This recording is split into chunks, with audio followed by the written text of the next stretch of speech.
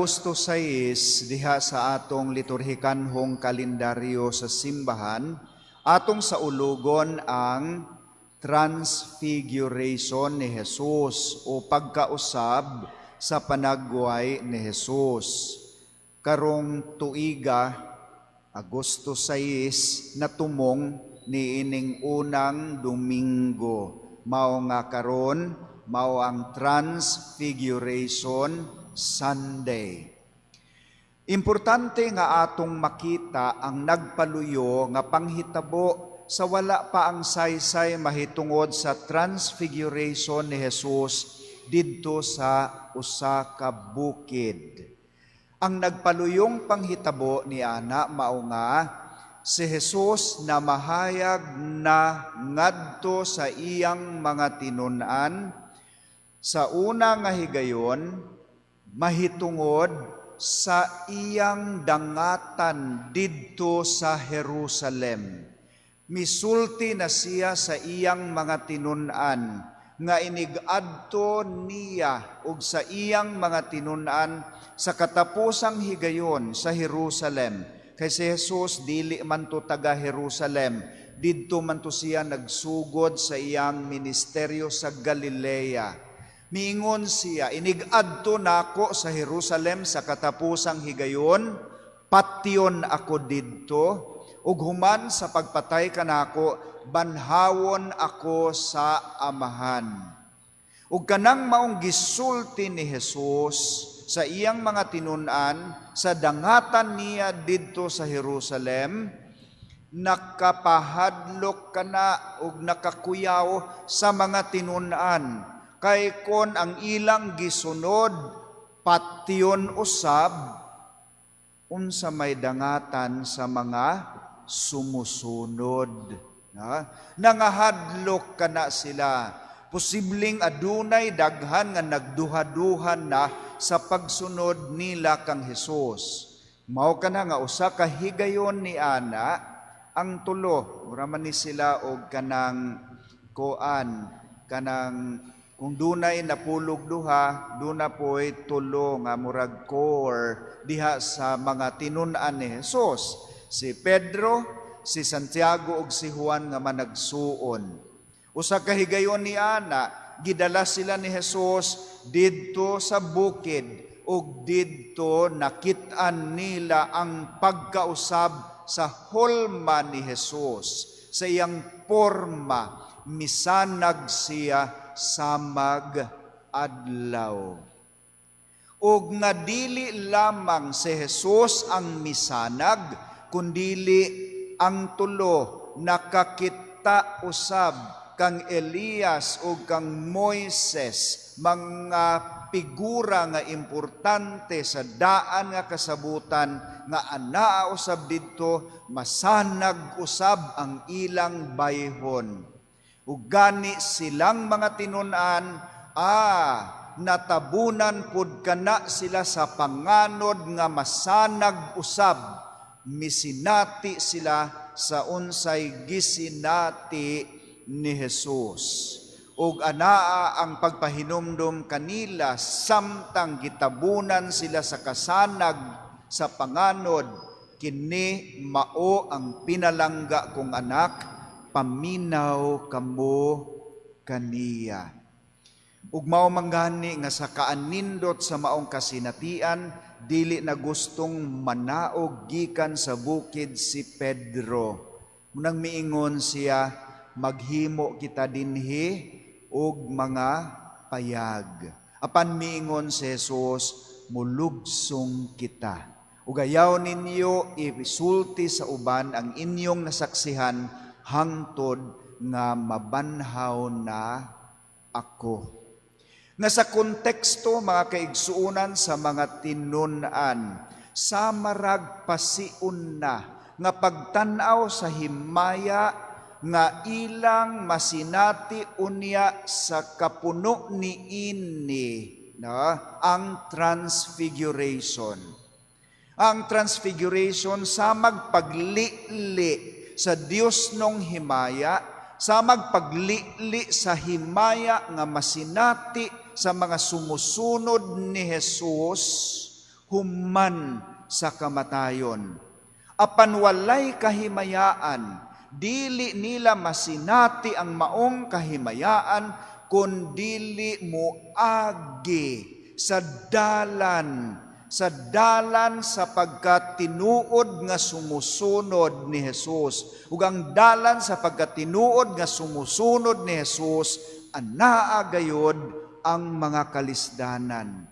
Nga dili himayaon si Jesus, dili siya mabanhaw, kundili siya muadto sa Jerusalem ug muatubang sa mga gamhanan didto. Dili siya himayaon, kundili siya mamatay, dili siya bitayon sa krus. Nga ang kahimayaan mahitabo human sa pagsubay sa dalan ni Jesus.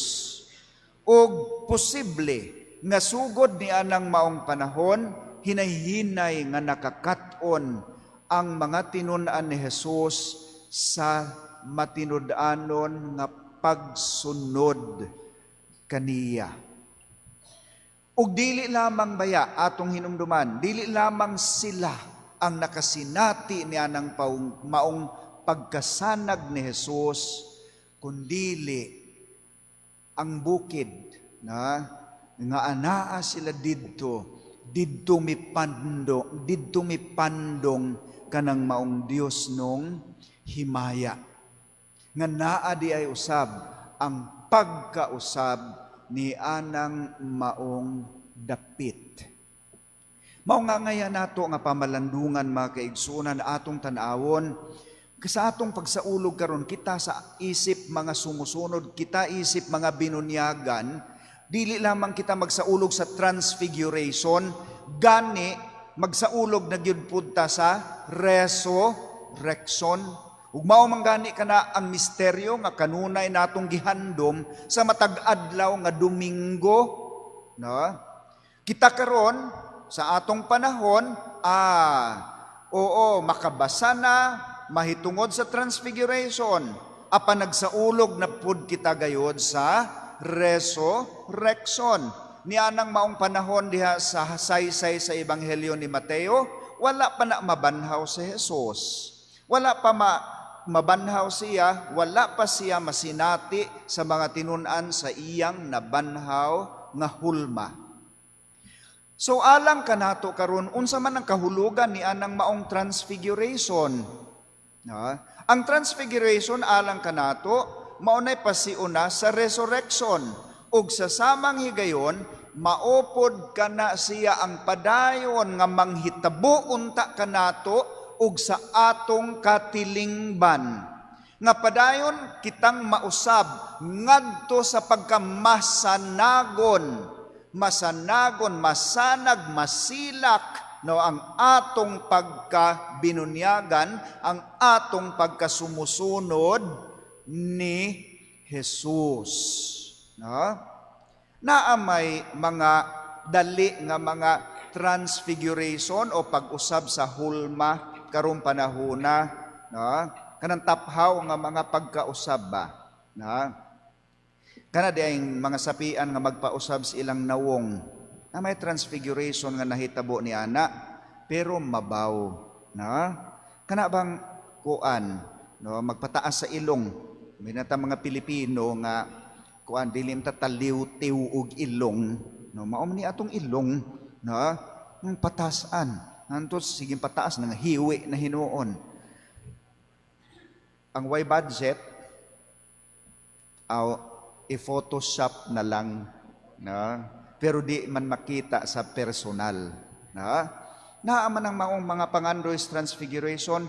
Normal po na nga proseso nga atong agian nga naagayoy padayon nga pagkausab gikan sa pagkagamayng bata ngadto sa pag-eskwela, ngadto sa pagkabatan-on, teenager, hangtod ubanon ta, hangtod mga pangag ta, hangtod matiguang ta. There is transfiguration that is taking place. Mao kana ang normal nga agian sa tawo. Apan mabaw lamang kana, physical lamang kana ang transfiguration. Ang transfiguration nga gipangayo kanato diha sa ebanghelyo mao nga kita sa kinauyukan kinahiladman nato isip mga binunyagan diha pod kita mausab aron musanag kita isip mga tinun-an ni Hesus sa atong panahon. Nga atong mga kinaiya nga dunot pa sa kinaiya sa iro. Mausab na apan dili kana siya sayon, daghang kaayo nato sa simbahan, Oo, unami nga guilty ni ana mga pari, ay maayo kayo kinaiya, sa ganahan. Pero bati kayo kinaiya sa ubos,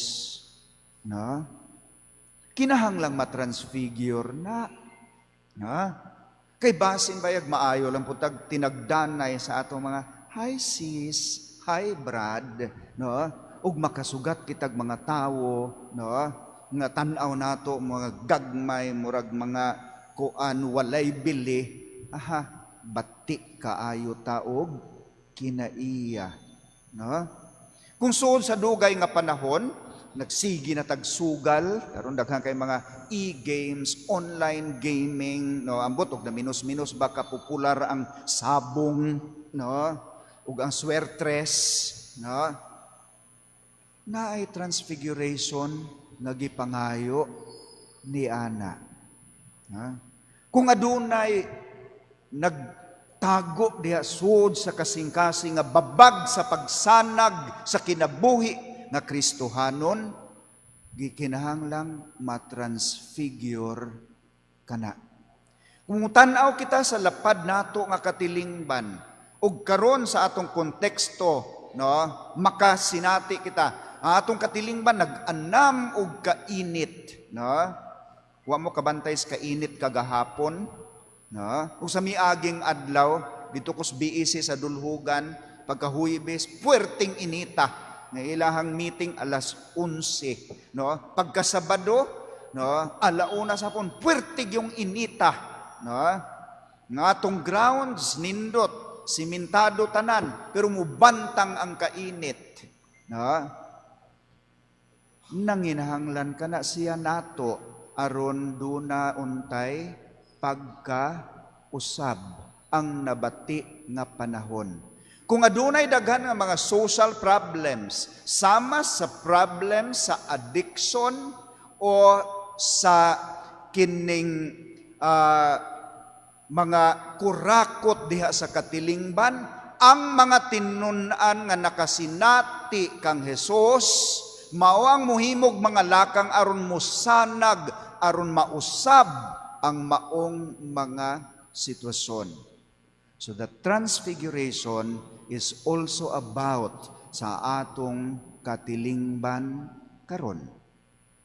Mao nga sa atong pagpadayon mga kaigsuonan ining santos nga misa, pangayuon ta ang tinuoray nga kasinatian sa himaya ni Hesus. Nga kita unta nakadut na sa atong kasing-kasing ang atong kasinatian ni Hesus. Aron ang atong tinagsatagsa nga kinabuhi ug ang atong katilingbanong kinabuhi musubay sa malisod nga dalan sa padayon nga pagkausab aron mosanag ang himaya sa Dios.